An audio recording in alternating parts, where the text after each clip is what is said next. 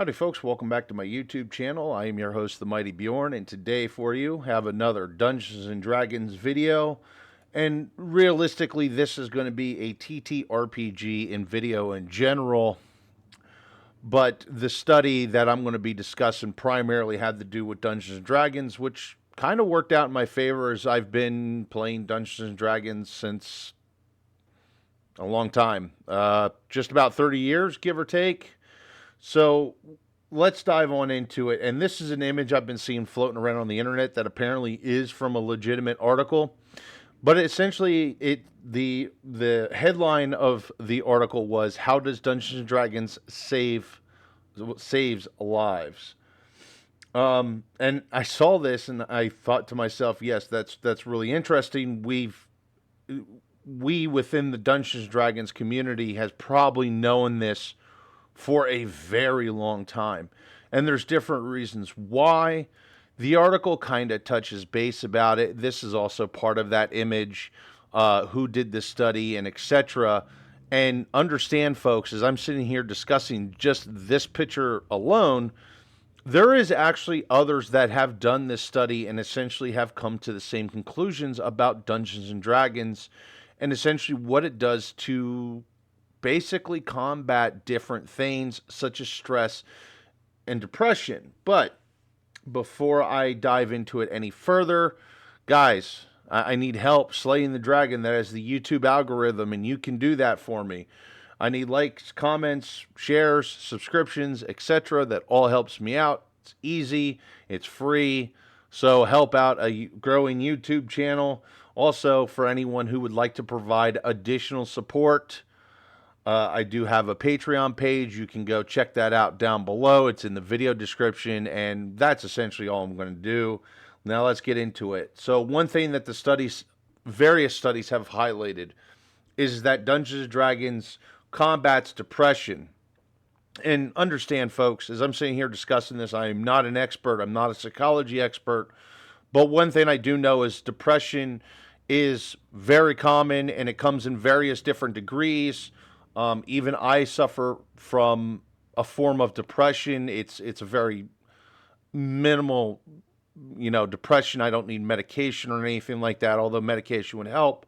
But essentially, even for me, I suffer some depression. And essentially what my depression, the depression I suffer from is mostly just the rut of daily life. See, we get so focused in our day-to-day life of we have to get up, we have to brush our teeth, we have to have breakfast, we have to go work our job, we have to do this, that, and the other thing. We have family life, and it becomes a daily rut where it kind of, after so long, it just seems like you just can shut your brain off and pretty much run on autopilot. And for many of us, that actually is the case. That's one reason why I don't really do well in per se office jobs or jobs that really doesn't provide any thought or physical labor. I need to constantly keep my mind going, otherwise I get bored. And after so long of essentially doing the same thing day in and day out, I start to suffer from depression, in all honesty. However, one thing I look forward to is the bi-weekly gaming sessions that I have with my group where we can sit around the table, socialize, and play Dungeons and Dragons or any other TTRPG that we might be playing at the moment. Recently, it's been a lot of Dungeons and Dragons, although I even have a second group now going for a game called Tiny Spies. So it's not weekly, but it's almost weekly sometimes, where it may be Dungeons Dragons one week, Tiny Spies the next week, and then back to Dungeons Dragons the following week, which is really nice because it kind of breaks up the monotony of essentially day-to-day life.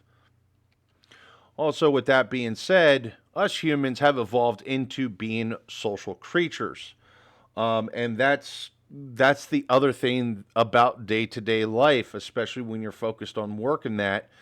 Even if you're working a job where you're surrounded by people, it doesn't really mean you're socializing at all with them. You may have a job you've worked for the last 10, 15 years, and it really made next to no friends. And let's be honest, while work can serve as a social environment, it's not really the best social environment. And I think a social life, from what I'm seeing perceivably, that's probably what's affecting people most anymore, is that most people really don't have true social lives outside of whatever they find on Facebook or Instagram or TikTok.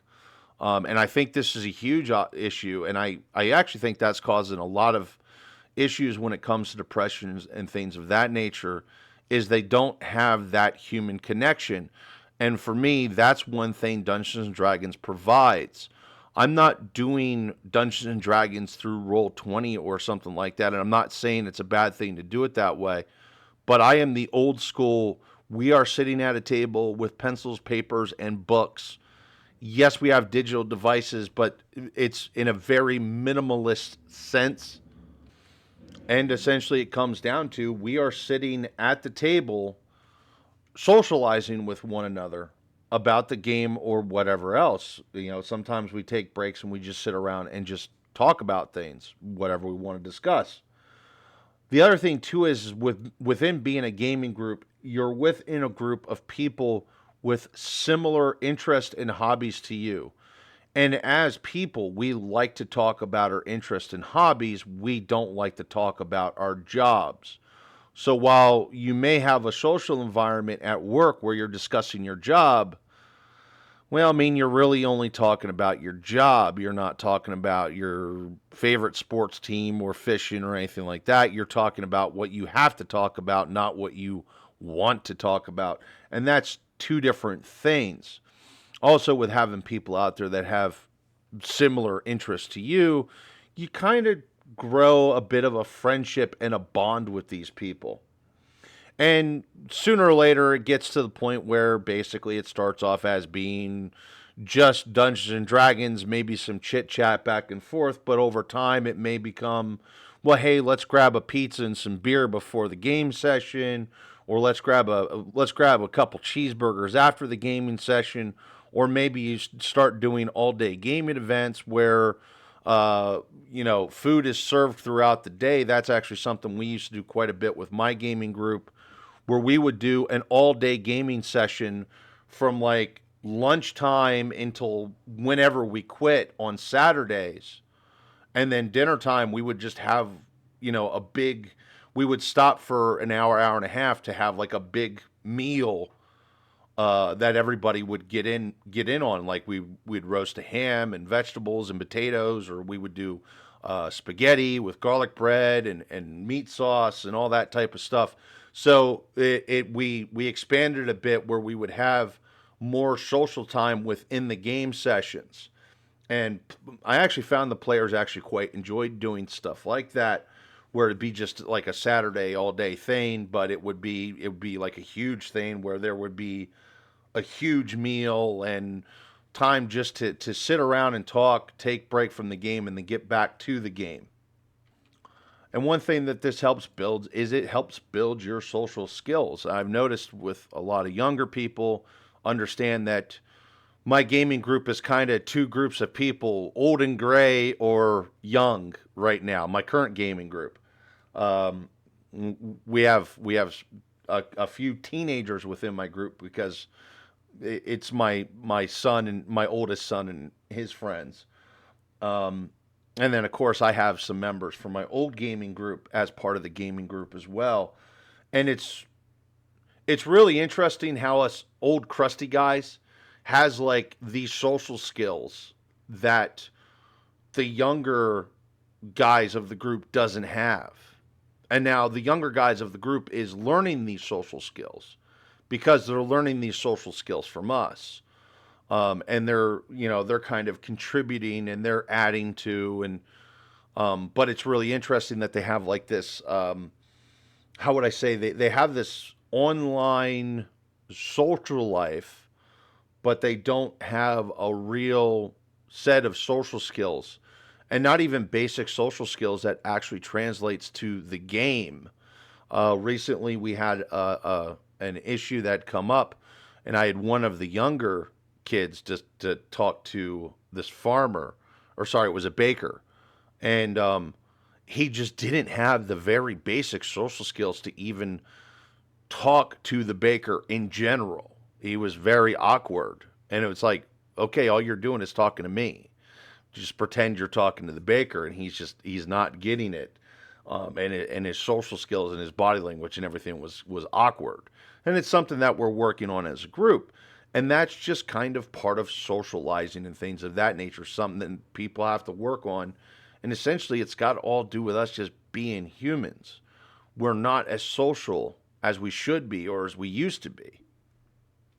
So, building social skills, I feel, is a really important factor within the realm of Dungeons and Dragons and why it helps people.